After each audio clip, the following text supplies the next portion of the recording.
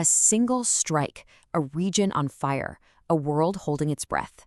What we're seeing right now is a crisis unfolding in real time, an event so big it has pushed the entire globe right to the very edge.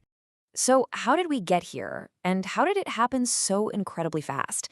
Today, we're going to break down the anatomy of this crisis. We're talking from that first flashpoint to the global fallout, just using the facts as they've been reported. Let's trace this chain reaction step by step. It all began with just a single spark. But this wasn't just any fire. No, this was ignited by a direct, totally unprecedented attack at the very heart of a nation. Look, this wasn't some proxy battle or a skirmish on a faraway border. The whole crisis was triggered by a targeted missile strike on the home office of Iran's supreme leader, Ayatollah Khamenei. It killed him instantly. An act like that, well, it guaranteed a massive response.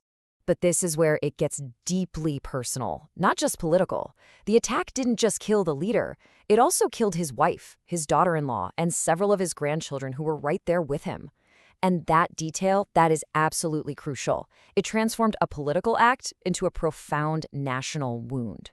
An attack of this magnitude could never, ever be a self-contained event. A response was inevitable, and boy, was it immediate. That initial flashpoint didn't just cause a ripple, it sent a massive shockwave across the entire region. So, Iran's retaliation, it wasn't a single symbolic gesture. Oh no. It was a massive, coordinated assault designed to hit multiple adversaries all across the Middle East at the exact same time. It was a clear demonstration of both its reach and its resolve. So look where they hit. Iran didn't just strike back at one enemy. They targeted U.S. military bases, Israeli cities, and critical oil facilities in Saudi Arabia and the UAE. And then there were more attacks in Bahrain, Qatar, and even near the U.S. Embassy in Kuwait. This wasn't just revenge. It was a clear message to their adversaries' entire regional network. To really wrap your head around the real-world military impact of this retaliation, we don't need to look at dozens of different attacks. We just need to focus on one single number. Yeah, this retaliation inflicted some serious, tangible losses. During all that chaos, a U.S. F-15 fighter jet was shot down over Kuwait. And the cost? $950 million for one jet. Iran's response wasn't just symbolic, it dealt a massive financial and military blow to the United States. So as the missiles were flying, the world's major powers were forced to draw their own lines in the sand. The diplomatic battlefield, well, it took shape almost instantly. And this just shows you how stark that diplomatic divide became. On one side, you have China, who immediately condemned the assassination as a serious violation of Iran's sovereignty and called for everyone to stand down. On the other side, the U.S. publicly justified the strike, saying the snake's head was cut off, and the U.K. immediately gave the U.S. permission to use its military bases for actions against Iran.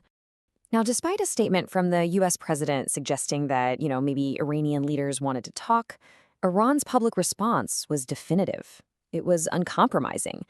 The head of their National Security Council declared that Iran would not negotiate. He essentially slammed the door on any immediate chance for diplomacy. But here's an interesting twist. While the U.S. government was projecting strength, the situation back home told a completely different story. Public support for the strikes? Critically low. A staggering 75% of Americans, that's 3 out of every 4 people, opposed the action. This created this massive disconnect between the government's policy and the will of its people. Modern warfare isn't just fought with missiles. It's also fought in the markets. And the economic fallout from this crisis was, immediate, and it was severe. The reaction from financial markets was just pure panic. This number, that's the point drop of the Pakistan Stock Exchange the second it opened for trading. The crash was so bad, they had to halt trading within minutes. And, of course, global energy markets were immediately thrown into chaos. The price of Brent crude oil surged 10% almost overnight, jumping to $80 a barrel. Analysts were warning that if the conflict continued, we could see prices over $100 a barrel, a cost that would be felt by all of us at the pump. The economic shock was so intense that entire countries just went into defensive mode. The UAE and Kuwait shut down their stock markets completely. At the same time, a virtual no-fly zone appeared over the region. International flights were canceled. Airspace over 6 countries was completely empty. It basically ground all regional commerce and travel to a halt. This crisis quickly proved it had no borders. It spilled over from the physical and the financial realms into a totally new battleground, the digital world. And it started affecting civilian life thousands of miles from the actual epicenter.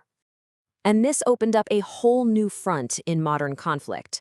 First, major Pakistani news channels were hacked to display pro-Israeli messages. Then, in a swift retaliation, Pakistani hackers hijacked an Indian news channel to broadcast their own military content. The war was literally being fought on our television screens. And in response to all these escalating threats and protests, the fallout was felt in diplomatic missions all over the world. The U.S. had to temporarily close its embassy and consulates in Pakistan.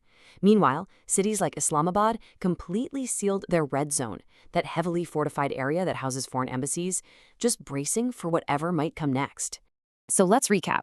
One assassination has spiraled into a multi-front military conflict, a diplomatic showdown, an economic crisis, and a global cyber war. The world is fractured. The lines are clearly drawn. All the dominoes are falling, and they're pushing everyone closer to a much wider war. The critical question isn't just if de-escalation is possible, but who is willing to take that first step back from the brink.